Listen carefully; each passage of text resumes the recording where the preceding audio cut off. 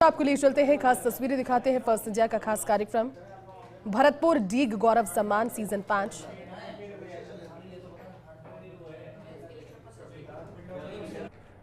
बहुत स्वागत है जगत सिंह जी आपका इस कार्यक्रम में सम्मिलित होने के लिए, अपनी उपस्थिति दर्ज कराने के लिए बहुत शुक्रिया।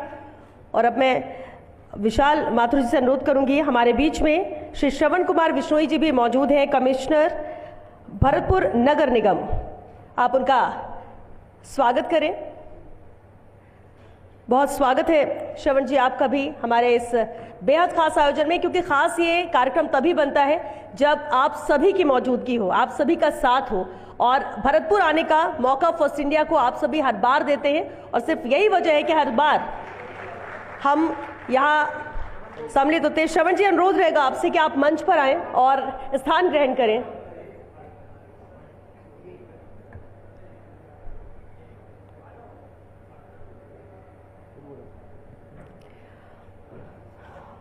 और अब जोरदार तालियों के साथ स्वागत कीजिए श्री पवन अरोड़ा, सर्कस सीवन मैनेजिंग एडिटर फर्स्ट इंडिया। मैं सर आपको आमंत्रित करूंगी स्वागत उद्बोधन के लिए कि आप आएं, और क्योंकि आपका ही विजन इस कार्यक्रम के आयोजन को लेकर, और यही वजह है कि हम भरतपुर में सीजन 5 कर रहे हैं इस बार।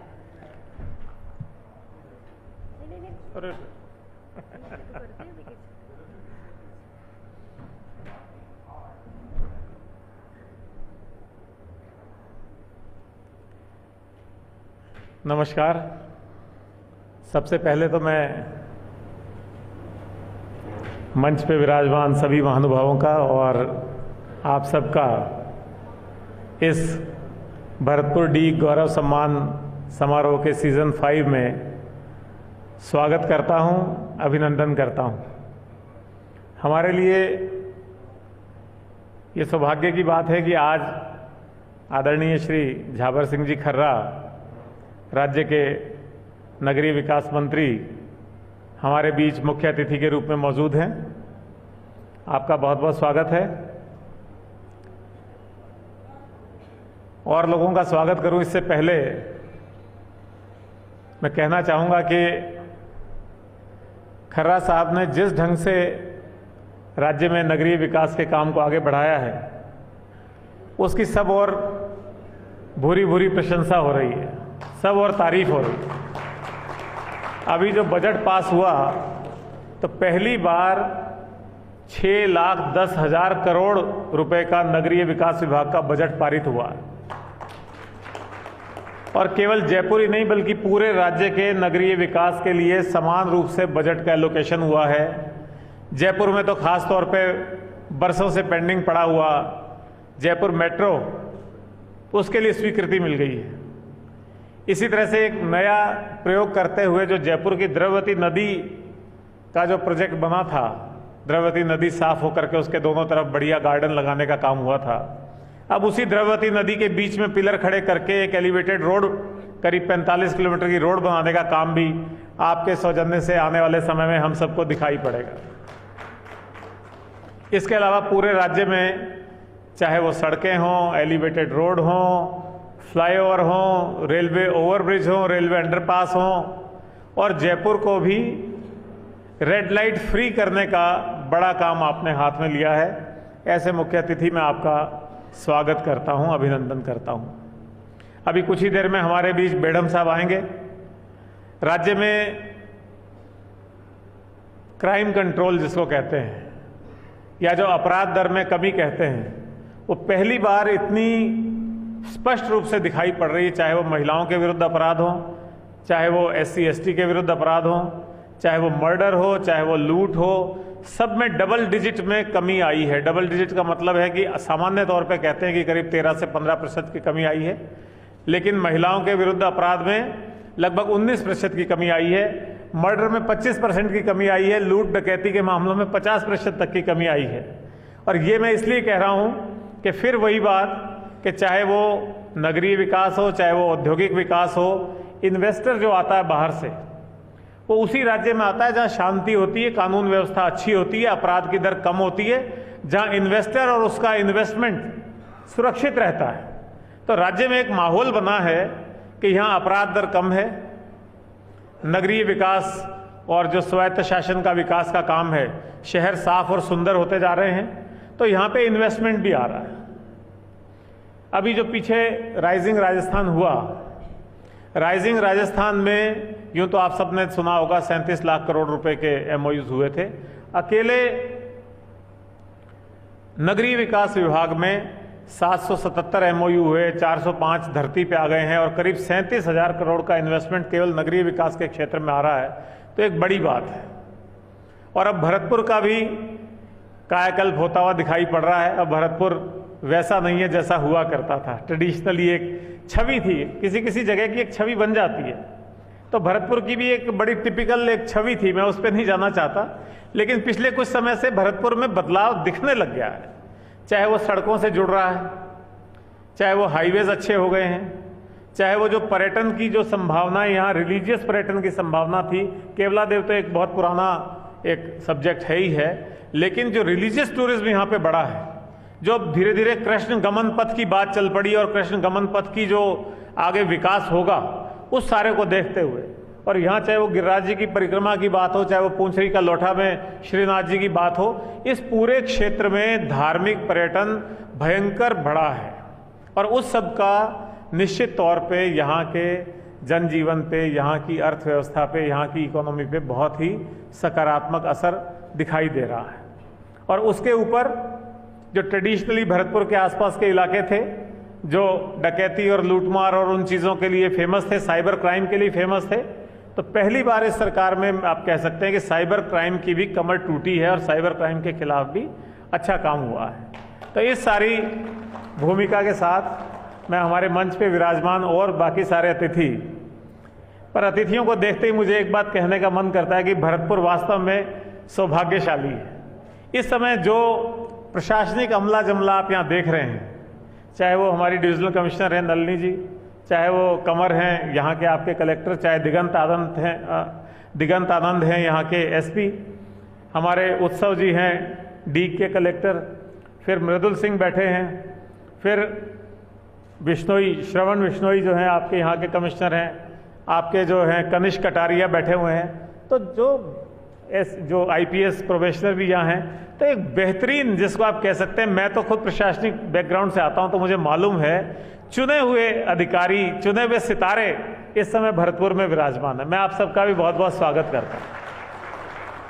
सारे के सारे बेहद कर्मठ, मेहनती, समर्पित और संवेदनशील और स्वच्छ प्रशासन देने वाले अधिकारी आज हमारे बीच हैं। मैं आपका स्वागत करता हूँ। हमारे बीच जगत सिंह जी MLA साहब मौजूद हैं, आपका भी मैं बहुत बहुत स्वागत करता हूँ। आपके पिताजी से हमारे बहुत ही पारिवारिक रिश्ते रहे हैं और आपको मिलते ही हमें वो स्वर्णिम दिन, उस तरह के जो आपके साथ व्यक्तिगत संबंधों के होते थे, वो याद आ जाते हैं। और आप जिस रूप में अपने पूरे क्षेत्र में जुड़े रहते हैं, अपने इलाके की जनता के लिए पूरे समय चिंतित रहते हैं और उनके काम करवाने में जुटे रहते हैं, वो निश्चित तौर से एक बहुत सराहना की बात है। तो आपका भी बहुत बहुत स्वागत है। हमारे बीच डॉक्टर ज्योति बंसल बैठे हुए हैं, ये आप ही के भरतपुर के हैं। अभी जयपुर में इनका ऋतुज IVF क्लिनिक है। तो जो निसंतान दंपत्ति होते हैं उनके जीवन में गुड न्यूज़ लाने का काम ये करते हैं IVF के माध्यम से। डॉक्टर ज्योति बंसल का भी स्वागत है। हमारे सीनियर एडिटर जिनेंद्र सिंह, जिनकी वजह से आप सबसे पहले, सबसे तेज और सबसे प्रमाणिक खबरें फर्स्ट इंडिया न्यूज़ चैनल पे देख पाते हैं, उनका भी स्वागत है। और यहाँ जितने भी हमारे जनप्रतिनिधिगण और महानुभाव बैठे हुए हैं, आप सबका भी बहुत बहुत स्वागत है। आज का ये कार्यक्रम केवल गौरव सम्मान समारोह नहीं है, केवल इस इलाके में एक मीडिया का कार्यक्रम नहीं है, बल्कि होली के अवसर पे इस ब्रजभूमि में, जो कि आप कह सकते हैं श्रद्धा और भक्ति की भूमि है, उस ब्रजभूमि की जो खासियत है, जो पूरे प्रदेश में नहीं, पूरे देश में नहीं, बल्कि विश्व में जिस ब्रज होली को जानते हैं, आज उस ब्रज होली का कुछ नमूना भी हम यहाँ देखेंगे, उसमें भी सभी लोग मिलकर के हिस्सा लेंगे। तो ये आज उस सेलिब्रेशन का भी एक हिस्सा है। और इस कार्यक्रम में जिन लोगों को, जिन भरतपुर के हस्तियों का सम्मान होगा, हस्ती में इसलिए कहना चाहता हूँ क्योंकि उन्होंने हमेशा खुद से पहले दूसरों को रखा, स्व से पहले परमार्थ को रखा और अपने तन मन धन से समाज सेवा की, समाज में जो पिछड़े हुए हैं, ज़रूरतमंद हैं और जिनको ज़रूरत है, उन लोगों की सेवा की, लोगों के जीवन में परिवर्तन लाने का काम किया। उन लोगों का आज हम यहाँ सम्मान करेंगे। उनको भी मैं बहुत बहुत बधाई देता हूँ। और मैं इस बात को मानता हूं कि न केवल इससे उन लोगों का हौसला अफजाई होगी, बल्कि ऐसे लोग जो हमारे चैनल के माध्यम से, अखबारों के माध्यम से इस कार्यक्रम को देखेंगे, वो भी ऐसा अच्छा काम करने के लिए प्रेरित होंगे। मैं 2 बातें और आपको बताना चाहता हूं इस मौके पे। अभी फर्स्ट इंडिया ने मंथली 2 पुरस्कार घोषित किए हुए हैं। एक तो महिला सिद्धि शक्ति सम्मान, जो भी महिलाएं समाज सेवा की काम कर रही हैं, अपनी दूसरी महिला बहनों की जिंदगी में परिवर्तन लाने का काम कर रही हैं, खुद आगे बढ़ रही हैं, उनको भी साथ आगे बढ़ा रही हैं, चाहे वो सेल्फ हेल्प ग्रुप के माध्यम से हो, चाहे वो कुटीर उद्योगों के माध्यम से हो, चाहे वो हस्तनिर्मित उत्पादों के माध्यम से हो, चाहे वो पशुपालन के माध्यम से हो, उनके लिए हमने पुरस्कार रखा है। तो आपके क्षेत्र के भी अगर कोई ऐसी महिलाएं हैं तो उनके नॉमिनेशन हमें भेजिए, हम उनको पुरस्कृत करेंगे। इसी तरह से जिन किसानों ने, जिन अन्नदाताओं ने खेती के क्षेत्र में कुछ नवाचार किए हैं, उन्नत तकनीकें उपयोग करके खेती की है, उन्नत बीज पैदा किए हैं, ऑर्गेनिक खेती में अच्छा काम किया है, प्रति हेक्टेयर मैक्सिमम यील्ड कैसे लें उसके बारे में काम किया, तो उन अन्नदाताओं के लिए भी हमने पुरस्कार रखा है। उनके प्रस्ताव भी हमको प्राप्त होते हैं। यहाँ से भी कोई अच्छे प्रस्ताव हो तो आप उसको भेज सकते हैं। फर्स्ट इंडिया केवल खबरों की दुनिया में नहीं है, बल्कि आप जानते हैं फर्स्ट इंडिया अपने सामाजिक सरोकारों में भी बहुत बड़ी भूमिका निभाता रहा है। उसी के तहत आज का कार्यक्रम भी है। अभी आपने एक और यहाँ देखा होगा कि हमने अपने अतिथियों का स्वागत कटे हुए फूलों के गुलदस्तों से नहीं किया, बल्कि फ्रूट प्लांट से किया है, फलों के पौधों से किया है। उसका कारण ये कि हम भी चाहते हैं कि पूरे राजस्थान में हरियाली फैले, और हरियाली केवल साधारण वृक्षारोपण नहीं हो, बल्कि जो हम साल में वृक्षारोपण करते हैं उसमें एक बड़ा हिस्सा फलदार पौधों का वृक्षारोपण करें। और वो वृक्षारोपण गरीब तबके के इलाकों में, कच्ची बस्तियों में, आंगनबाड़ी केंद्रों में, अस्पतालों में, नर्सिंग होम्स में, स्कूलों में, ऐसी जगह जहां हमारे पास ऑलरेडी बाउंड्री वॉल है, जहां हम सुरक्षा कर सकते हैं, संरक्षण कर सकते हैं, वहां पे यदि हम फलदार पौधे लगाएंगे तो आने वाले समय में निश्चित तौर पे जब इन पे फल आएंगे तो जो हमारे कमजोर और पिछड़े वर्ग के लोग हैं, जो फल का उपयोग नहीं कर पाते, उनको भी निःशुल्क फल मिल पाएंगे। तो ये एक हमने नई पहल की है। मैं चाहता हूँ आप सब लोग भी उसमें हमारा साथ दें। इसी तरह से मैं आपको ये भी बताना चाहता हूँ कि फर्स्ट इंडिया समूह निरंतर विस्तार कर रहा है। फर्स्ट इंडिया समूह में केवल ये फर्स्ट इंडिया न्यूज़ चैनल नहीं है, बल्कि अंग्रेजी का फर्स्ट इंडिया अखबार भी है, जो आप यहाँ देख रहे होंगे। इसी तरह से कुछ समय पहले से हमने हिंदी का सच बेधड़क दैनिक हिंदी अखबार, उसको भी शुरू किया है, वो भी निरंतर आगे बढ़ रहा है। और एक OTT प्लेटफॉर्म है फर्स्ट इंडिया प्लस, और उस OTT प्लेटफॉर्म को अब हम कहते हैं मीडिया का पंचतत्व, क्योंकि उस एक OTT प्लेटफॉर्म पे आप एक ऐप डाउनलोड कर लीजिए, चाहे वो एप्पल आई स्टोर से करें, चाहे वो गूगल ऐप स्टोर से करें, उस एक ही ऐप पे आपको first India news channel live देखने को मिल जाएगा। जो हमारी सिस्टर कंसर्न है भारत 24, वो नेशनल चैनल भी आपको उसी ऐप पे देखने को मिल जाएगा। इसी तरह से फर्स्ट इंडिया का अंग्रेजी अखबार और सच बेधड़क हिंदी अखबार, वो भी आप उसी ऐप पे पढ़ सकते हैं। और जो OTT पे जो मनोरंजन आता है, वो मनोरंजन भी आप उस पर देख सकते हैं। तो हमने उसको नाम दिया मीडिया का पंचतत्व। तो उसको आप अगर डाउनलोड करेंगे तो ये सारी सुविधाएं आपकी हाथ में रहेंगी, कोई उसमें दिक्कत नहीं है।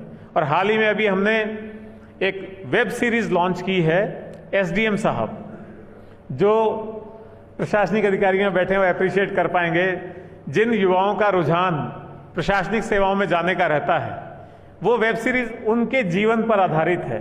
कैसे उनके जीवन में संघर्ष होता है, कैसे समर्पण भाव से वो तैयारी करते हैं, कैसे उनके सपने होते हैं, ये उन सब की कहानी है। आने वाली 7 तारीख से आप OTT प्लेटफॉर्म पे उस वेब सीरीज को देख सकेंगे। उसका टीजर और ट्रेलर अभी 2 दिन पहले ही गवर्नर साहब ने लॉन्च किया था।